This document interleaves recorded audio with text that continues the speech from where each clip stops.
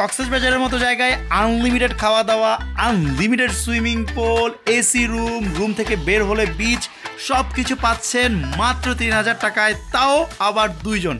কি বিশ্বাস হচ্ছে না? বিশ্বাস হওয়ার কথা না, প্রথমে আমারও বিশ্বাস হয়নি। তো আজকের এই ভিডিওতে সবকিছুই তুলে ধরবো আপনাদের সাথে। তো চলুন শুরু করা যাক একদম প্রথম থেকে। কক্সবাজার যাবার আমার টোটালি কোনো প্রকার প্ল্যান ছিল না। শিহাব আমাকে কল দিয়ে বলে, ফাহিম ভাই আগামীকাল আমরা কক্সবাজার যাচ্ছি, আমাদের সাথে আপনাকেও যেতে হবে। বেসিক্যালি ওই দিন ভোর 4টায় কক্সবাজারের উদ্দেশ্যে রওনা দিই এবং আমরা মিট করি হচ্ছে কর্ণফুলী টানেলে গিয়ে। কর্ণফুলী টানেলে আমরা প্রায় অনেকগুলো ছবি তুলি। টানেল পার করার পরে এভাবে ব্রেক দিতে দিতে আমরা পৌঁছে যাই কক্সবাজারে এবং আমরা এবার উঠেছি ইনানি রয়্যাল রিসোর্টে। রুমে এসে হালকা রেস্ট করতে না করতে হঠাৎ মন চাইলো বিচে একটু হাঁটি বা বিচের দিকে যাই। তবে অন্যরকম এক অনুভূতি কাজ করেছে। হঠাৎ বৃষ্টি, বিচের ওয়েদার ছিল অন্যরকম। মনের যত দুঃখ কষ্ট, পাওয়া না পাওয়া যত বেদনা ছিল ভাসিয়ে দিয়েছি এই সাগর জলে। অন্যরকম এক মুভমেন্ট বা অন্যরকম এক অনুভূতি, এটা আসলে বলে বোঝানোর মতো না। খুব চমৎকার একটা বিকেল আমাদের কেটেছে।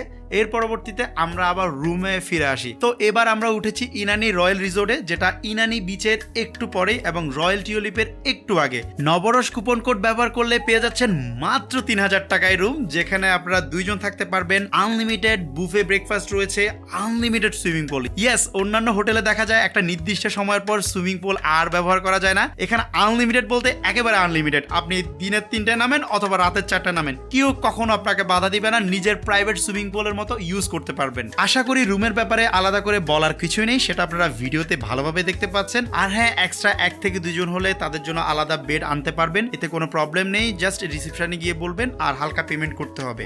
রিসোর্টের নিচের রুমে দেখি কি জানি ফিসফিস করছিল ভাই ব্রাদাররা মিলে।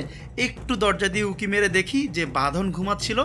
বাঁধনকে আজকে একদম বাটে পেয়েছে, তার ঘুমানোর অবস্থা কি করছে দেখেন একবার। যাই হোক, পুরো ক্লিপটা রাখলাম না। তো পরদিন সকালে আমরা সবাই টেকনাফের উদ্দেশ্যে রওনা দিই এবং টেকনাফের এই জার্নিটা ছিল অন্যরকম। পুরো ফিল্মি স্টাইলে আমরা মুভ করছিলাম সিরিয়াল বাই সিরিয়াল গাড়ি নিয়ে। আকাশ থেকে ড্রোন ভিউতে এত সুন্দর দেখাচ্ছিল এবং সময়টা কেটেছে অন্যরকম। বিভিন্ন পয়েন্টে আমরা দাঁড়াচ্ছিলাম, ছবি তুলছিলাম, ভিডিও করছিলাম, সবকিছু মিলিয়ে অন্যরকম একটা সময় কেটেছে। আমরা একেবারে টেকনাফের একদম 0 পয়েন্ট পর্যন্ত যাই। আরো কয়েকটা জায়গায় যাওয়ার প্ল্যান ছিল, যেহেতু সন্ধ্যা নেমে যাচ্ছিল তাই আমরা জায়গাগুলো স্কিপ করি। সরাসরি ডিনার করার জন্য আমরা চলে আসি পালঙ্কিতে।